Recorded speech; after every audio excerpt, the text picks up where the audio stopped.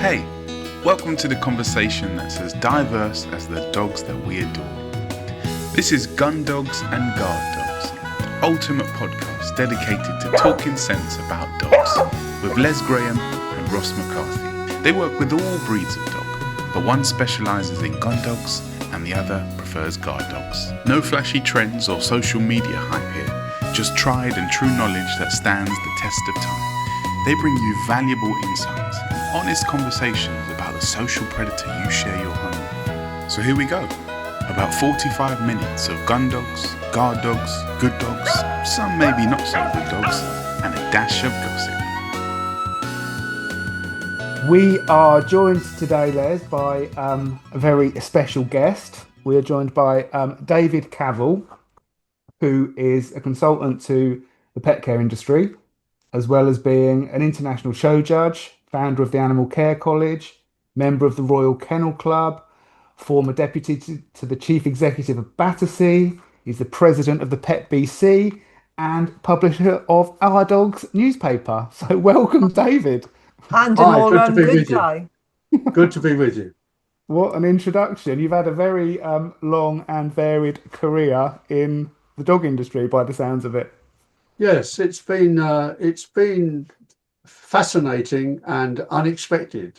I got involved in dogs by accident because Angela wanted a puppy. I was bitten when I was 8, so I wasn't ever so keen on dogs at the time. But I have been converted, and now my life revolves around what we do in the dog world. It's quite an unusual introduction, isn't it? Because a lot of the people that we speak to on here, they have this sort of weird childhood obsession with dogs from some reason, wherever it comes from, I don't know. But you had your hand forced into the world of Finnish Spitz, didn't you? Yeah, that's true. And then it just spread from there, really, because we were introduced to some quite influential people, Liz Cartledge and Joe Cartledge, who some people might remember. And they introduced us to the world of show dogs. And it's been fabulous, really. A great journey. And what breeds did you primarily show, David? Sorry, Les. What breeds did you primarily show? What was there? It was Finnish Spitz, basically, because Angela wanted a puppy. She wanted to go to Battersea. And I said, look, if we are going to get a puppy, and it wasn't my idea, and I was not enamored with the idea to start with, but I said, at least I'm going to choose a dog that I like the look of. And I went to the library in those days, you know. Yeah. I was a poor teacher, and I got out a book by Richard Glynn, who was chairman of the Kennel Club at one time, and he'd written this book on one of these coffee table books about dogs. So I turned the pages, and I found 2 or 3 breeds that I quite liked the look of. And I mean, one of the breeds I liked was Samoyeds, but at the time we lived in a relatively small house, not much of a garden, and a brown carpet. And Samoyeds didn't seem entirely suitable. But of course, a small version of the Samoyed is the Finnish Spitz. So we got one of those. And from then, it just expanded because by accident, we met Joe Cartledge and his then fiance, but became his wife, Liz Cartledge. And we were introduced to the world of show dogs. And Angela became a very, very, very successful breeder. She's really got an eye for which bitch and which dog will click together, and she's generally considered in Finland to be one of the great breeders of Finnish Spitz. Wow. And how did you got involved with the Nordic show, which are the other Spitz breeds, and I started to judge, and of course the Spitz breeds are spread across the whole.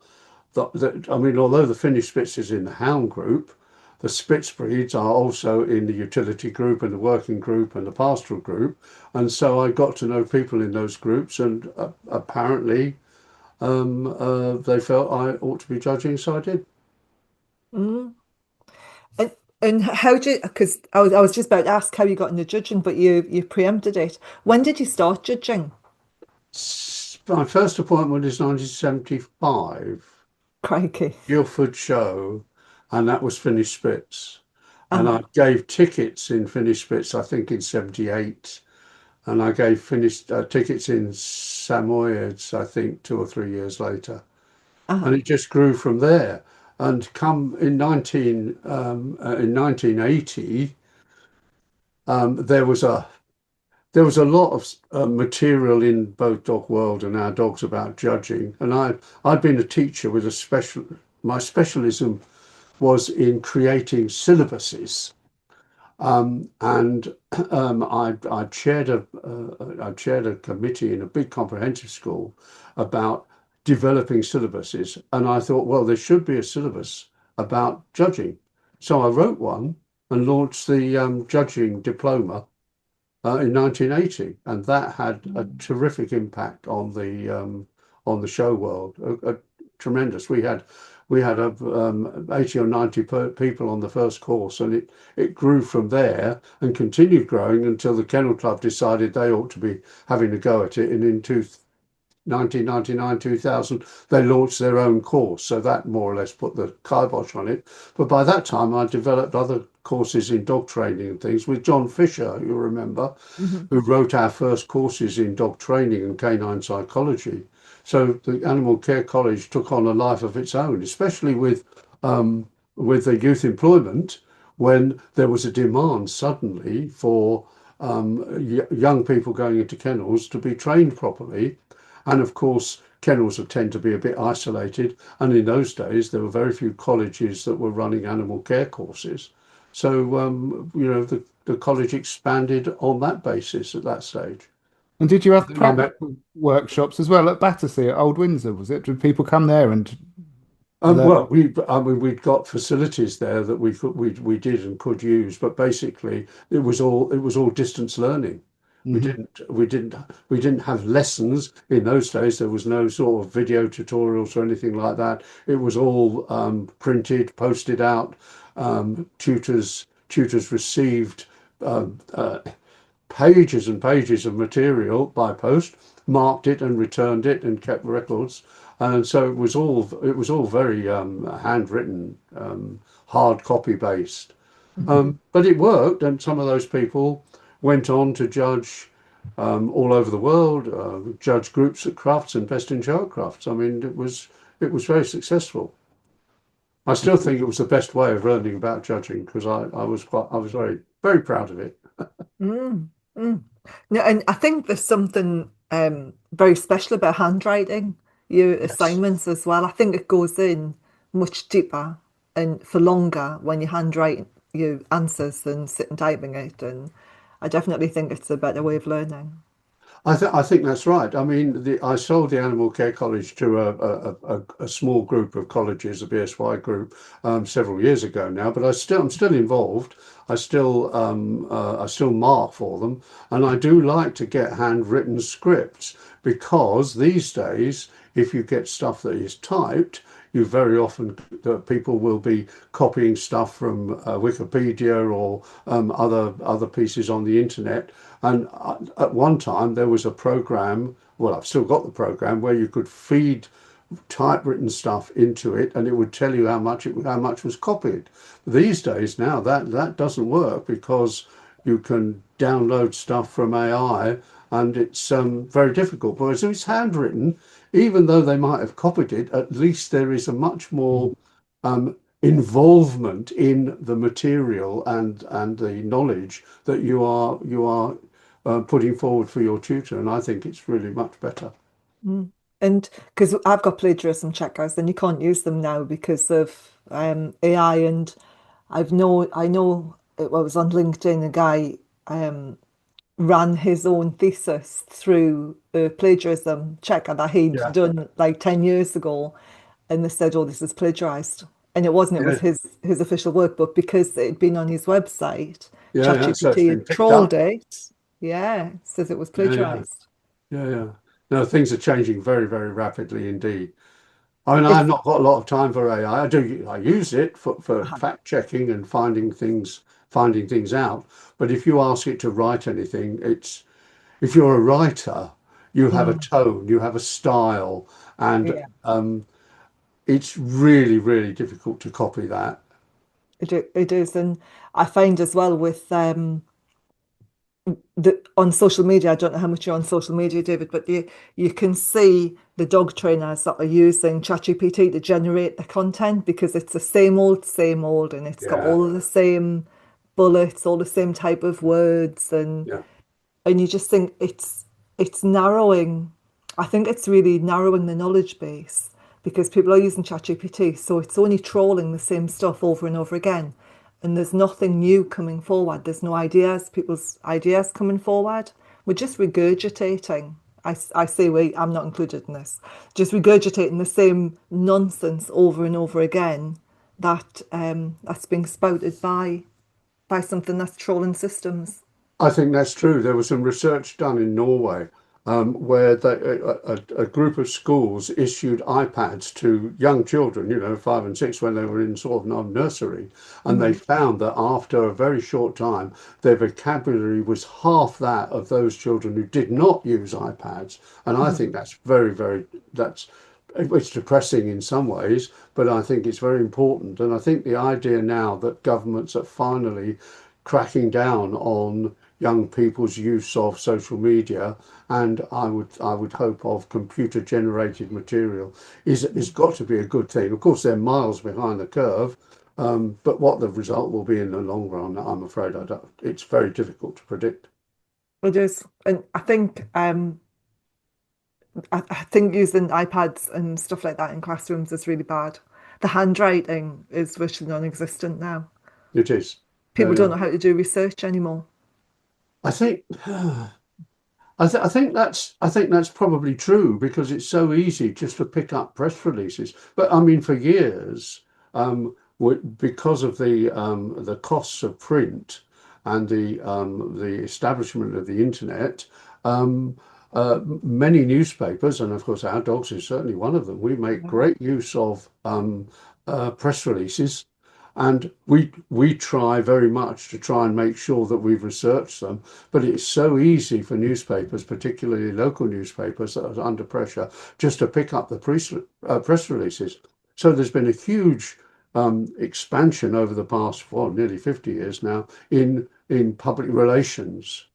And it's not necessarily been a very good thing. It's certainly not helped journalism, I think. Mm, mm. It is a No, scary world we live in, isn't it? The amount of changes and things, I find it quite terrifying. But to go back to the show dogs for a minute, how have you seen that change over the last 50 years or however long you've been involved? Well, however long.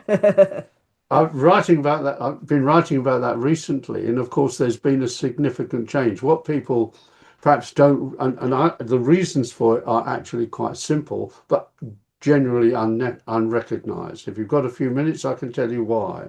Please. Back in 1975, 76, 77, there was a guy at Pedigree Pet Foods, Mars, who thought that it would be a really good idea to get breeders on board to sell dog food, because if they were selling dog food, their clients, their people who bought puppies, would take on their recommendation, and so it would be really good for Pedigree Pet Foods if they promoted the idea of breeders. And that started a trend that went through for nearly 30 years until about the mid 1990s. And if you remember, at that time there were adverts for pedigree dog breeders. Angela did 2 of them, and they were really marvelous. They were beautifully produced. They took 3 days, these adverts, and beautiful pedigree dogs running around. They had big posters all over the country on bus shelters. The whole emphasis during those 25 years was on pedigree dogs and pedigree breeders breeding beautiful dogs. So that was in the consciousness of the population. Right. While we were at Battersea, working at Old Windsor, the BBC came up with a really good idea. They thought it would be excellent to do a series of programmes from Battersea, and they did 6, and we featured in one of them because they came out to Belmead, and they showed rescue dogs, and which appealed to people's emotion, and they were unbelievably successful. Unbelievably successful. And not only did they go on to make a second series, but other television companies jumped on the bandwagon. So you had vets with pets, and you had this, that, and the other. And you know now there's thousands of television programs going out which now focus on rescue dogs and training and all the rest of it. So, but Pedigree, of course, back at Mars in Melton Mowbray, and their PR people thought, actually, this is changing a bit. We ought to be selling dog food to all dogs, not just Pedigree dogs. And they then started to downgrade the amount of money. At one time, they were spending £5 million a year on the show term. It was worth £1 to every exhibitor at every dog show, the amount of money they were spending. Well, that stopped towards the end of the 1990s. And the result has been that the focus on pedigree dogs has just changed entirely. And therefore, over the last 20 years now, whereas when during sort of 2000, 2001, Southern Counties, which is the big dog show that Angela's the secretary of, and we've been running for many years, the number of dogs we were getting at the show was 9,000. That's now down to 6. Mm-hmm. So it's a third less. So there are still enthusiasts out there, but the emphasis on pedigree dogs in this country is much, much less.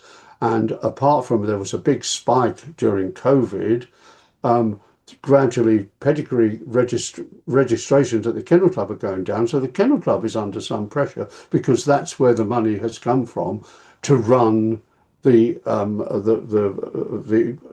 Kennel Club organisation, which, as you know, has done KCI training, it's done a lot of dog training, it's done a lot of public relations for dogs, it runs Crufts, of course, and that has been under huge pressure. So the Kennel Club is not getting the income that it used to, and in fact, the last few years it's been losing money. So it's having to really look at its background and the future to make sure that it can survive and do the sorts of things that nowadays very often Dogs Trust and RSPCA and Blue Cross are now doing. I mean, those lobby groups have now, because of the television exposure that they've had, are much, much wealthier than they once were. And they are doing a lot more as a result of it. I'm not knocking it, but of course their focus is not on pedigree dogs. Their focus is on rescue, and it's on rehabilitation. And another change that took place, which is very, very important, was in 1996. That was the Clean Neighbourhoods Act. The Clean Neighbourhoods Act, almost as an aside, almost as an extra, an add-on, because it was almost accidental, took away the responsibility for stray dogs from the police force to local authorities. Now, to the police it was a nuisance. To the local authorities it was a godsend. In 1986, when I was chairman of environment at Bracknell, the two big problems were litter and dog mess and dog barking. They were the key elements. Suddenly, the local authorities had a lever in which they could change that. They were given the opportunity. They could collect a rescue dog, they could take it back to the owner, and they could fine the owner. Suddenly, rescue dogs disappeared from the streets. Back in the 1990s, well, for many years, the Battersea vans used to go around all the police stations collecting the strays, and they then tried to rehome them.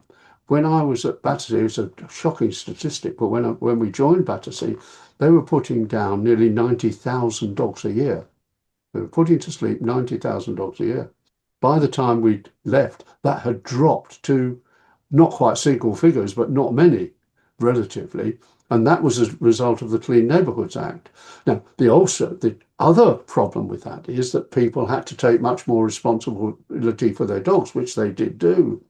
And the thing was then that instead of lots of stray dogs of all sorts and types and temperaments coming into the dogs' homes, the only ones coming into the dogs' homes were the ones that were difficult to handle at home, the ones they couldn't train, the ones that bit people. So suddenly there's been this explosion of training and within all the rescue kennels, and there are several hundred rescue kennels in this country alone. So they are now taking on behaviourists, and they're spending a lot of time. The number of dogs is much, much, much, much reduced, but they stay for longer and they're much more difficult to rehome because, by and large, they're temperamentally unstable. It's been a huge change over 50 years. And I guess there's different breeds involved as well, isn't there? Because, in the 90s we didn't have such a variety of the sort of more powerful breeds that we have now, do we? Like the American Bully and pit bulls and things like that. I'm not sure there were so many. Well, I don't think there were the same sorts of breeds, but this is another aspect of humanity is that people want things that are different. So you have people who are fascinated and want to uh, have crocodiles. Years and years ago, very rich people used to have their own zoos. And there was this thing about having things that were different, things that made them stand out, that gave them more status. And in fact, at one stage, the Kennel Club were calling these dogs, the big Neapolitan Mastiffs and the XL Bulls, they're still referred to sometimes as status dogs. Now, those dogs are, and particularly the ones that are very, very extreme, are demanded by people because instead of having something, a Picasso painting in their lounge, which is special and different and a talking point, they'd have a dog or a cat, and so each end there are tiny dogs and big dogs. Those extremes are used by people for many people, not everybody, but some people, to promote their own status, and therefore the fact that some are aggressive is definitely a problem. So that's become more difficult. Now, at one stage, the number of people being killed by dogs in this country was probably as far as I remember, and I'm guessing a bit here, 90s and early 2000s. It was about one a year, Hmm. and it was huge news. These days, the number of people being killed by dogs just in this country alone is sometimes as many as 10. It's a huge difference, and it is because of these big dogs, and it's because of lack of temperament and lack of training. You would think that with the explosion of training and the thousands of trainers that there are there, it would get better, but it doesn't. And it doesn't get better because of humanity. It's not the dog's fault. Humans are prepared to put up with um, uh, inappropriate behavior by their animals because that inappropriate behavior and that sort of animal gives them status, Hmm. in my humble It, opinion. yeah. I think you're right, David. I think it makes people feel a bit more significant. I don't know if it's like badly behaved dogs as status, but I think it it makes people feel more significant. Look at me, I've got a rescue dog. It's very naughty. And when did you rescue it? Oh, 19 months ago. Well, it's not a rescue anymore. But that whole, it just gives them that significance into dog ownership. They're not just a normal person who's cocked their own dog up. It's like, I'm important because I've got a rescue dog and it's got problems. Yes, yes, it gives people something to talk about. Yeah. Yeah, definitely. Definitely. One of the things that I've noticed recently is that there's a lot of emphasis on training, but people, as you know, I don't have to tell you, talking to the converted, but the important thing is to get a regime in place early on and to hang on to the regime. But the vast majority of pet owners, because of families and children and getting kids to school and having to cook and all the rest of it, they don't establish a routine, but they put up with the bad behaviour of their dog. Mhm. And that's a great shame because the bad behaviour of the dog doesn't make the dog happier. The dog is just behaving perfectly in its own natural psychology. And it would be much better, I think, for the dogs and happier for the dogs, and they would not be cause the damage that they do if people had trained them and kept that regime going right through their lives. So, sorry, I was talking about like putting a regime in. Do you think that dog trainers are making it way too complicated, more complicated than it should be? Because you look at, um, a sensible, a sensible way of raising a dog. You put your boundaries in. You're good dog, not so good dog. You have all of these very simple processes, if you like, a bit of a structure to the home. But now it's got to be science based. It's got to be this, it's got to be that. You've got to do 92 steps to training your dog how to sit.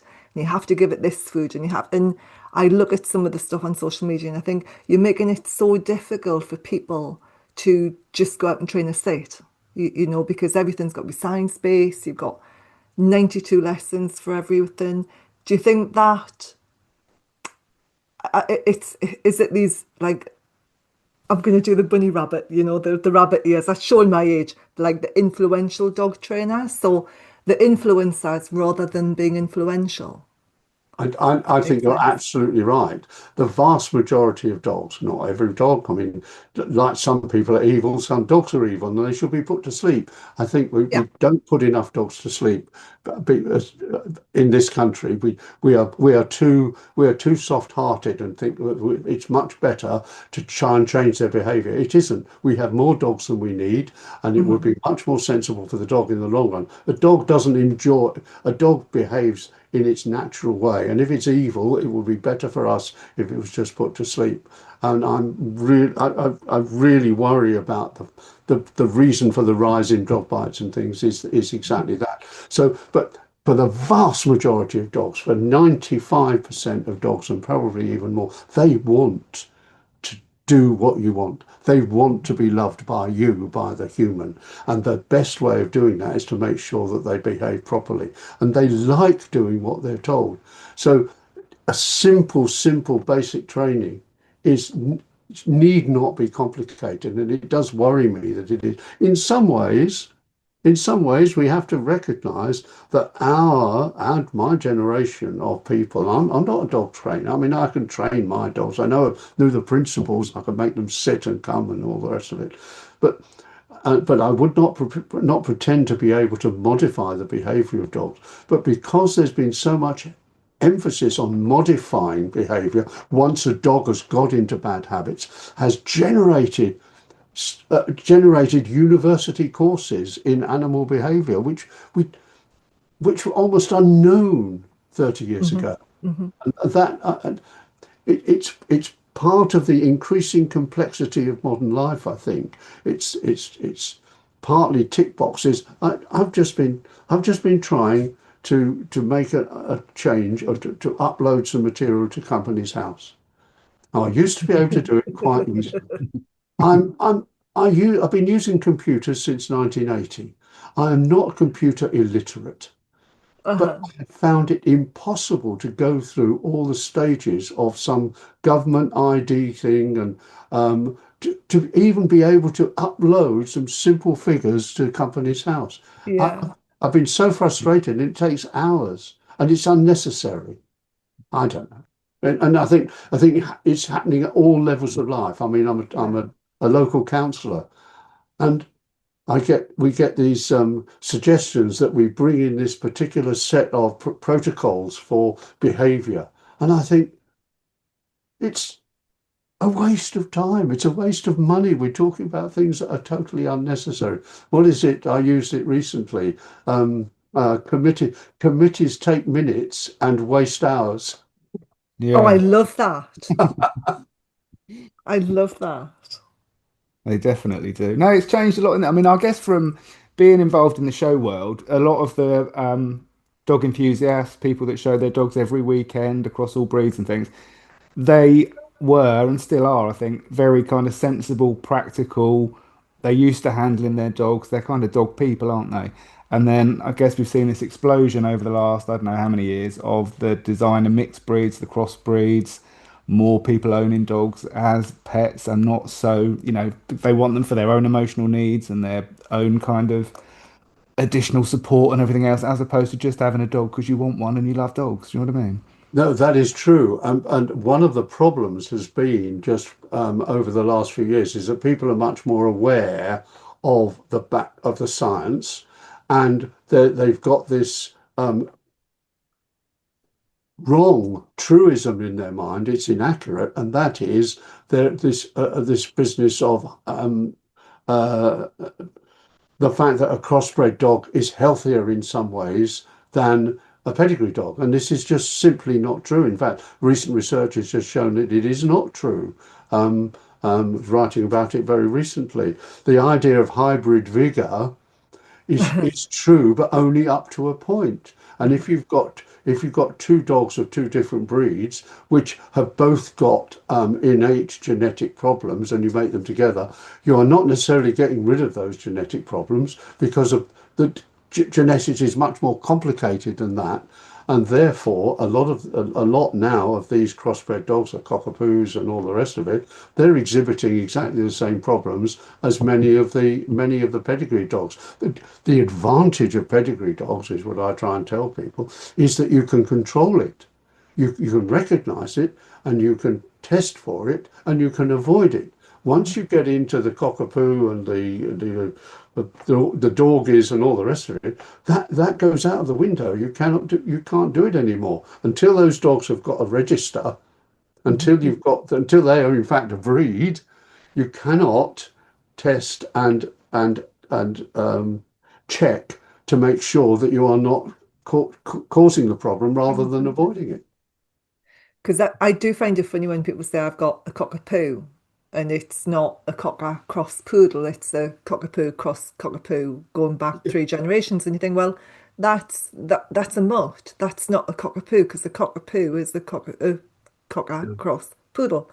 And you just think if you potentially bringing the worst traits of both breeds and putting them together, and then on the next generation you could again bring the worst traits of both sides. And I just find it really I do find it really scary. I mean, I know a lot of gamekeepers really like sprockers, but they will do it as a sprocker because of what they get from a working ability. But when you're doing it for cuteness, and I just think not so much. Well, you see, I mean, if you think about guide dogs that have got nearly 100 years now of careful breeding and very, very experienced trainers, and they still have failures. The successful rate of trained guide dogs is still only 70%. Even after all that, there's 30% aren't good enough. I mean, they make fabulous pets, no doubt, because they are still quite well trained and they've got good temperament, but they're still failures in that sense. Do they still use because at one point they were using labs cross retrievers, weren't they, for a lot of the guide dogs? Are they still using that? Or yes, they are. They are. Yeah. And they're using, I mean, they've got a number of stud dogs which they use that they know will give the best results, but it's still not perfect. No. And like, I can understand why they would go for a retriever cross lab for that particular job, but doing it just, for the hell of it is good. Just for fun of it. Fun of it, yeah. That's not the way I was going to phrase it, but yeah, just for the fun of it. It's about the market. We suffer from the fact that humans have got their own characteristics. Most of this is nothing to do with dogs, actually. It's to do with what humans do and how humans behave. And as when we're talking with people, and I talk with people from the lobby groups, and on the canine and feline sector group, which represents all the charities and everything, and I have to say to them, you are moving in the wrong direction. You are pandering to the population. And I remember when Gavin, what's his name? He took over the RSPCA a good few years ago. He became its chief executive officer, and he did an interview for PR Week, and in it he said, "Well, my first priority is raising enough money to pay my staff." Now, his first priority wasn't, in fact, looking after dogs or animals at all. It was about, and of course, most of the charities now are in that position. They have got such complicated management structures. They've got posh headquarters, and the key issue is to bring in enough money to pay the staff. And the amount of the proportion of the income that goes towards looking after the animals that they're supposed to be set up to look after is actually getting smaller and smaller, and more is going on staff and advertising so that they retain their income. And humanity, us, ordinary people in our community think, oh yes, no, it would be really good to give them another £5 or whatever it is. And of course that a lot of that money is wasted. Mind you, it's the economy, Perhaps we're a service economy now. Perhaps in the final analysis, just the fact that the money does go round and around is a good thing. Mhm. Mhm. Who knows? Who knows? What regarding the show dogs, what have you seen? What changes have you seen? Because obviously talking about breeding and people sort of irresponsible breeders stuffing a cocker spaniel with a poodle and whatever. What changes have you seen sort of aesthetically and temperamentally across the breeds in the ring? Generally speaking, the dogs we show in the show ring are temperamentally very, very, very sound. Very sound. They're more sound than they've ever been. I mean, Rottweilers these days are pussycats. And when I first started judging them, they would be grumbling away. I mean, not many would bite you, but I mean, they were definitely saying, stay off me. Mm. So the temperaments are better. By and large, the number of large breeds registered Irish Wolfhounds and the Great Danes, those numbers are dropping, and the numbers being registered at smaller breeds, easier to manage, smaller houses, smaller gardens. You are getting an increase in the number of toys and the number of small utility breeds.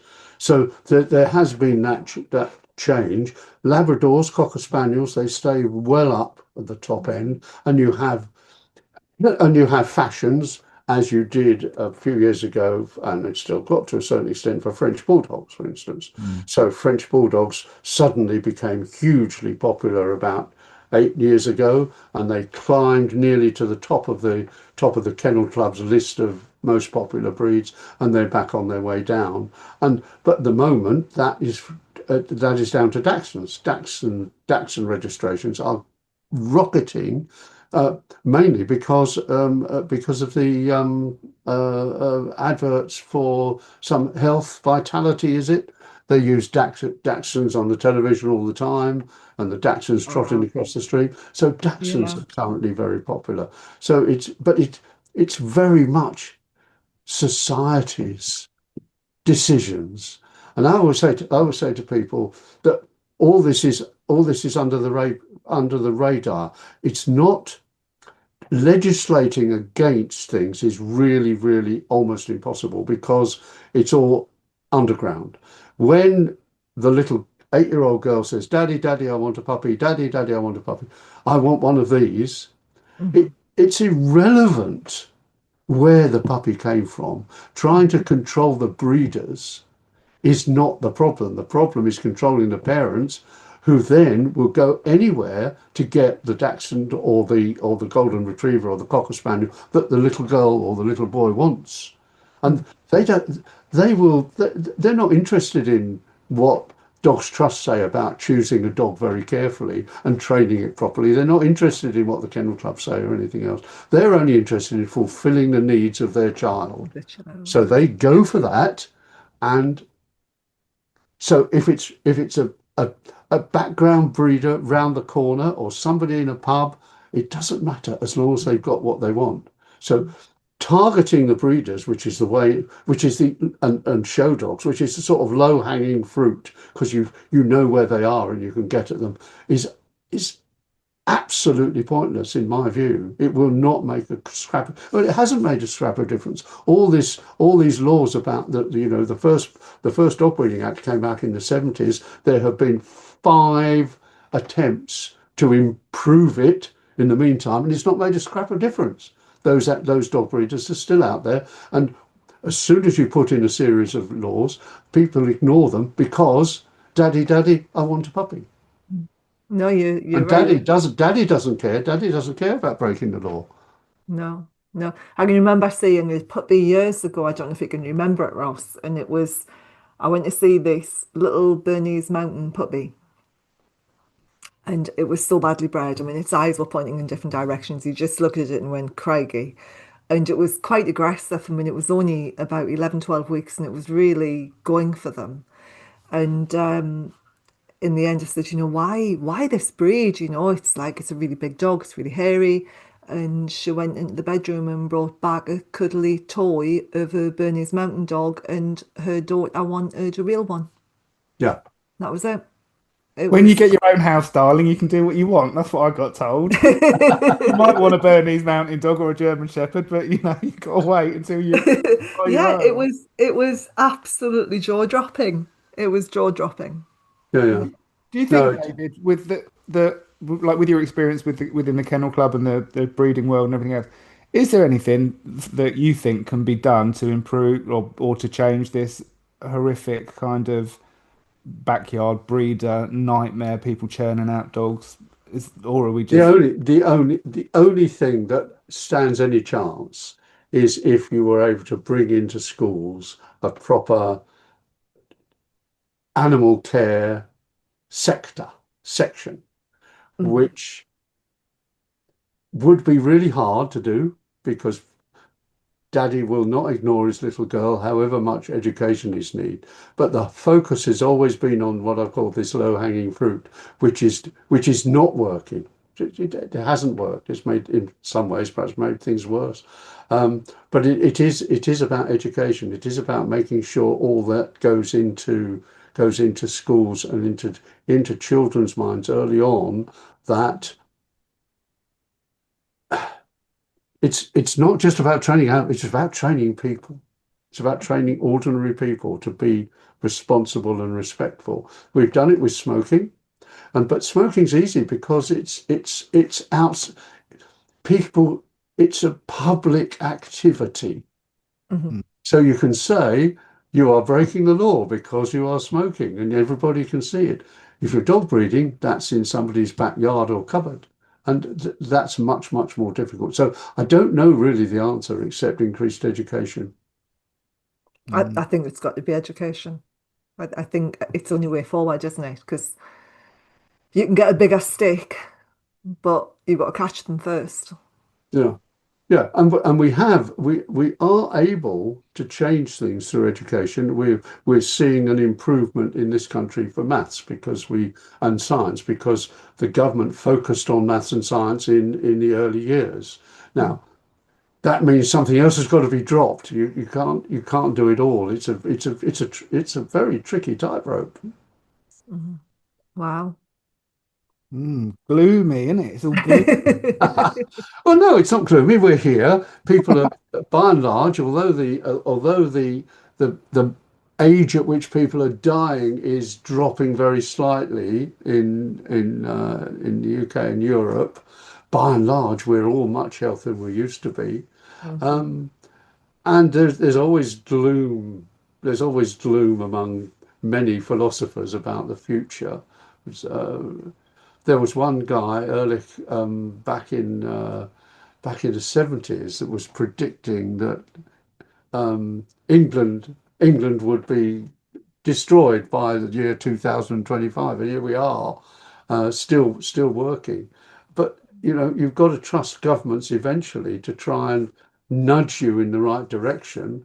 And it will be like everything else. It will swing, the pendulum will swing, so we must not use any gas. And then suddenly you realise actually that's gone too far, so the pendulum will gradually swing back. So we'll Mhm. open some North Sea reserves so that we don't rely on overseas imports of gas. This happens all the time. Unfortunately, governments are usually a bit behind the curve because they don't work together to plan ahead far enough. They Mhm. each they Their key need is to be elected, and I mean I understand that. Democracy isn't good, but it's the best we've got. But I'm generally speaking optimistic. I can be gloomy about some things, but by and large, I'm here. I'm old. I'm healthy, um, and I try and look after myself and try and look after other people if I can. And the vast majority of people are like that. Mm. And more people are staying older. I mean, I look at my community now, and the number of people who have been able to retire relatively young and work for the community. We've got friends of Bath Hospital, we've got friends of the town hall, we've got friends of the museum, we've got people. I mean, I'm a link driver, which means that they ring Hey. sometimes and say, "Can you drive somebody to the hospital?" By and large, I'm too busy, but I'm on that list and I can help sometimes. So people are here helping other people. We've got a little community round here, and there's a guy down in the down on one of the bungalows who mows all the lawns round. Fantastic. Everybody's outside lawn gets mown by this guy. We all pay him a fiver occasionally, and he's happy to do it, and he's not making any money. But these voluntary voluntary things. I mean, I'm amazed at how much people do for the community. Mhm. I don't know whether you've come across the University of the Third Age, the West Wiltshire one's got Yes, I know the 600 University of the Third Age. 600 specialist groups in West Wiltshire, It's all of which are amazing doing things for the community and for fun. because because I used to live, it was always being advertised in the White Horse Bookshop in Oh, Marlborough of course, yes, because because I you're was in a Marlborough, wasn't I, for a long time? Yeah. Yeah, yeah. it's a fantastic So organization. although I complain bitterly sometimes about the tick box generation of government, nevertheless, we have got. I mean, I'm on a local council here, and we've got people there who are going out and checking things and trying to make the town better, trying to improve it, try and use the money properly, and they're doing it. And on the town council, they're doing it for nothing. The county councils get paid, but that's we're talking about a serious full-time job there, and it's not paid a lot per hour, but nevertheless, the volunteers that we've got in our community are marvellous. Most people are lovely, aren't they? I They think are, most people are lovely, but we get a bit bogged down with, some of of course the we do. some of the stuff we see. Of course we do. Good. Not surprising, really. No, it's not. No. And just before we go, David, how did you get? Where did the Our Dogs come from? Where did that idea come? Or how did you get involved with that? Or Ah, well, it was founded in 1895 okay, by a guy called Theo Marples, and he lived up in the northeast, and he saw what was happening in what I mean. It was just after Cruft started, and there was he he was involved or somehow involved in a newspaper about poultry. So there was a poultry, and he thought, well, there should be something like that for dogs. And so he founded it, and he edited it for many, many years. His family owned it until 1999. And it for many years it made money, but then along came another company, Watmore's, and they created Dog World. That's 1906 or something like that. So there were the two weekly papers for many, many years, catering primarily for the people who wanted to read show reports. Hmm. That's still the main reason for them. Well, Dog World went to the wall 8 years ago now. It was it at one stage was a profitable magazine, but I mean, our dogs were struggling for years and years.